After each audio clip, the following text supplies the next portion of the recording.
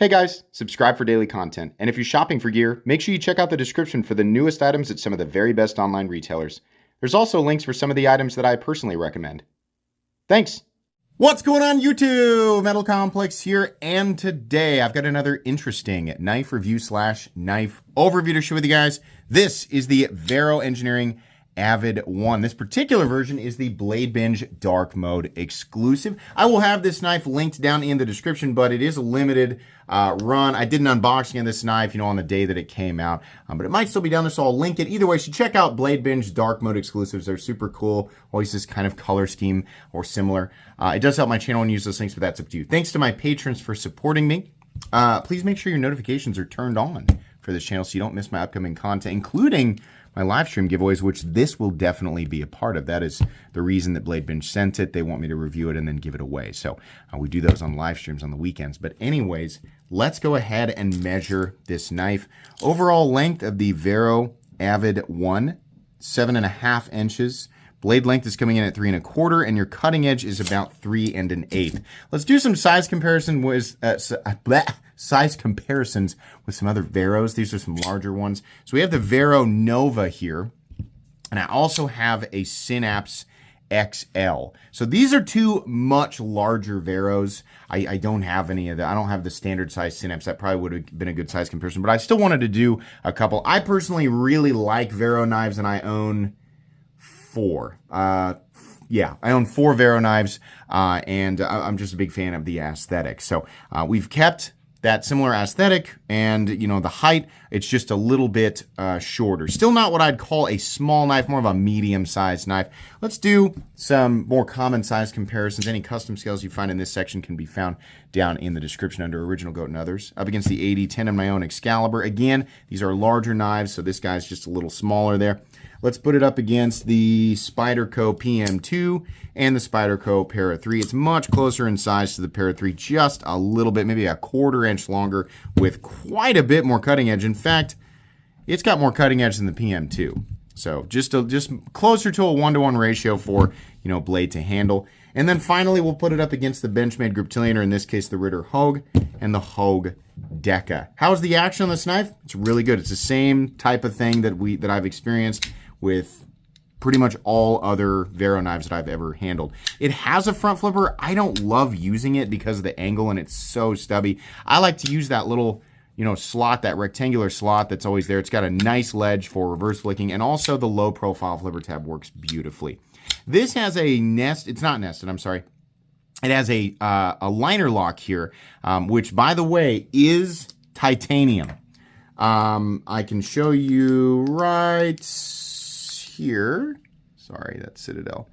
I think we can see the insert right there. I was wondering, if it was like a non-magnetic steel liner or something like that. No, it is titanium. So a lot of people are going to immediately look at the price tag and say, oh my gosh, for G10, it's G10 on top of titanium liners. Now, not nearly as much titanium as something like this guy, but that still is something to consider. They could have easily, just tossed in steel liners on this thing and charge the same. I mean, that's certainly something we see from a lot of other companies, but no, it is titanium liner, so I appreciate that.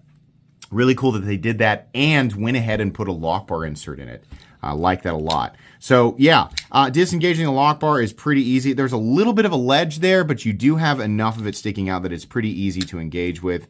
The knife will drop down. If you miss the flipper tab, it'll drop down and actually contact you on the initial sharpened edge. So if you have your fingernail in the way, you'll be okay, but just be cognizant of that.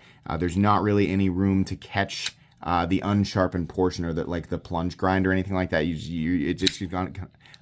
It's gonna come down on your fingernail. I'm talking faster than my brain can keep up.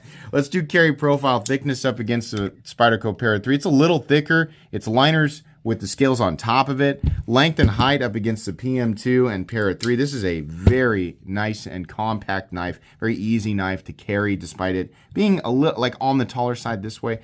Still very, very easy to pocket. Let's go ahead and do a hardware check. I'll get out my tools as per usual. My tools are very inexpensive and very recommendable. You can find them right down in the section of my description that talks about the tools I use in this channel. It looks like the pivot is going to be a T10, and I think that's been No, I'm wrong. It's a T8. Okay. I believe Vero has always done it this way, or at least has been doing it this way for a long time. T8 for the body screw, T8 for the pocket clip screw. Yeah, that's great. And then you've got one here for the center of the scale. Really easy to take apart and put back together as long as you have the right tools for the job. You should be good to go. Let's go ahead and weigh it. What are we looking at for materials? We are looking at, does it actually have it printed anywhere on the blade? No, it doesn't look like it. The Avid one, is it on the box? It doesn't say anywhere. I'll just tell you the blade steel is S45VN, which is pretty cool. And I believe that's the case with the Avid one model in general. It is at least the case with this model. I'm a huge fan of S45VN. If you're wondering how does it perform, you know, compared to S30V and S35VN, edge retention is, I believe, comparable or close to S30V, which does have a higher potential edge retention when heat treated properly versus S35VN, while S35VN is a bit tougher. So I believe toughness is in between those two steels, and edge retention is in between, but pretty close to S30V. The biggest benefit is the massive increase to corrosion resistance. S45VN has incredible corrosion resistance, actually nearly, not quite, but nearly rivaling M390. I really like this steel a lot. I think it's one of the best. There's a handful of like exceptional, well-rounded pocket knife steels out there. S45VN is, in my opinion, one of the very best steels that you can have on a pocket knife. So that's pretty cool. And I think we should see a lot more S45VN than, nowadays, just with M390 being on every other knife that comes out. It's a great steel. It's fine steel. I prefer S45VN. It's also going to be easier to touch up as well. So S45VN, and then we have this really cool sort of, I don't know if we want to call it like, I know they can't actually call it Tiffany blue, right? Robin's egg, whatever you want to call it. It's really cool backspace. It's G10, and then we have black G10 as well. And then you have the titanium liners. Did I say that? I guess before we, weigh it, it probably would be a good idea to just check the blade stock thickness so you can see how much that's contributing to the overall weight. It's not going to be much. It's a pretty thin blade. 120 thousandths maybe.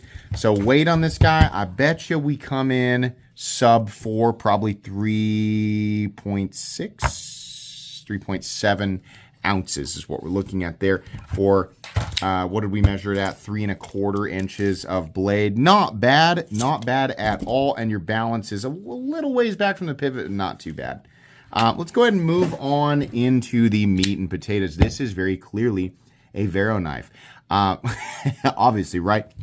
If you've never seen one before, they're instantly recognizable with that square opening, that really straight profile. But it does work ergonomically. It's really nice. It's very similar to the ergonomics I've experienced on other Vero knives. This has a wire clip, which some people are going to hate, some people are going to love, right? It is reversible and very, very easy to do so. Personally, I like my Veros to come with that Vero clip. I think it just looks a little better. And it would have been awesome to get a clip that it was like Cerakoted the same color. That would have really set this thing off. But it's okay that it isn't, right? This is a cheap but functional clip. It will work really, really well. And the carry position is also good. It also does not create an ergonomic hotspot. And that's not to say that the standard Vero clip does. I think the standard Vero clip is great, right? It would have added cost to this knife. They got it down, I think, to a fairly reasonable price tag considering what it is, and considering Bladebinge is also, taking a cut when people buy it. So it's honestly pretty impressive. We'll get to the price tag here. This is not DLC. They list it as blackwash, so at best it's like a PVD or something similar. But I would not expect that to hold up like DLC. It's fine though. It's not anything. It's not like at this price point it absolutely must be DLC. I would prefer DLC. I think it would be better, but it's not a deal breaker for me that it's not DLC. I like the way that this looks. I think a lot of people would say I like the model. I don't want the dark mode. A lot of people would say I absolutely have to have the dark mode version. It's all subjective, whatever you like. I like the look of it. I think this is a creative way to do it. I especially love the backspacer and how it sort of juts out back here at the backside. Really, really cool. The blade, it's a Vero blade. There's not really much to say. It's got really good cutting geometry. It's got a nice tip, right? This will work. You don't have much warning you before you run your finger up on the blade. So you do need to, pay attention to that. There's not much of a guard here, but you can choke up and get right behind the edge. I'll show you guys the plunge gun right there, which I think is all right. You might run into this a bit while you're sharpening, but if you're going to use this, for an extent, like this is going to be your dedicated EDC, right? This area, you might start running into this over time. So I don't know if this, even if the plunge grind is okay, if you're somebody who's super experienced sharpening knives that have this sort of setup here, then you might know better than me. But this area might start to look a little bit goofy. This area might start to, you might run your stones into it or whatever. Just really, it depends on your setup and your experience sharpening. But I've always adopted the mindset, like if I was going to use this and exclusively this, probably after sharpening a couple of times, the knife would probably already be beat up a bit, and that sort of thing wouldn't bother me. But I think everybody has different feelings about that. So anyways, there's no lanyard hole, and it doesn't need one. I mean, unless you're like, absolutely have to have a lanyard hole in your knife. Most people are not like that. We have a stop pin in its traditional position, deep shouldering, runs on bearings, you probably could have guessed. No blade play up, down, left, or right, no lock stick, no pivot lash. Very, very smooth and consistent in here. Vero's always done a great job, and I believe this is still the same OEM, which is Bestech. Yes, they have had Riot do a knife or two in the past, but I believe that this is still a Bestech OEM's knife. But pivot action, very, very good. Really nice detail. I'll let you guys see that again. Really nice. And then we have, I think this one, no, it's centered. In my imagination. Yeah, it's perfectly centered. Okay. What's the price tag on this? $199. Some people are going to go, it's G10 and it has a wire clip. Like they're going to get focused on that. Okay, those are elements that are part of this knife. Yes, it would have been nice to have a milled titanium clip. And yeah, they could have, it would have been cool to have a material like, carbon fiber or have this anodized titanium. If that was the case, it would have been way more expensive. These are still titanium liners. That still is something we have to consider in the price tag, right? And it's not DLC. Would have been cool if it was. But again, it's not something that it's absolutely required. It is S45VN, and it is definitely, a knife that has really high precision and high, machining, machining precision is what I'm saying. You have to consider that not only is, Vero and Bladebinge are not charities, they are businesses, and they're still, have to make a little bit off of this for sure. So would it have been cool to have, titanium and, all this be titanium and carbon fiber, and it's like anodized or Cerakoted, and then we have like a DLC, like a satin DLC, milled titanium clip? Sure, that would have been well over $300. Now, if they do that, do I think people would buy it? Yeah, I think they would. Definitely. But I think it's also cool that we have a version that's only $200, that people who don't care about all that stuff or just don't want to pay that much money for a knife, they can still pick this up. And it's still very premium, right? The G10 with the titanium and the Lock Brensard S45VN.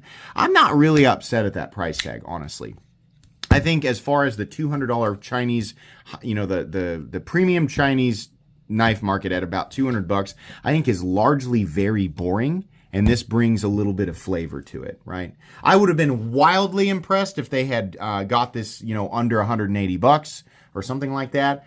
Because there are companies who can do similar things for about $180, sometimes a little bit less. But a lot of times that's just the company and it's an internal design, and there's not like a designer or anybody that they're having to pay a cut. So at $200, especially with a big name like Vero and Bladebinge, like I'm not really upset. I think this is a pretty good model. It's not like, oh my gosh, it's the most must-have thing at $200. But it's a cool, very, very functional, very utilitarian design. It's got nice materials, and it is cool. I like all the Bladebinge Dark Mode stuff. I think it just looks really good. So yeah, in pretty straightforward way, I would say this is a recommendable knife at this price point.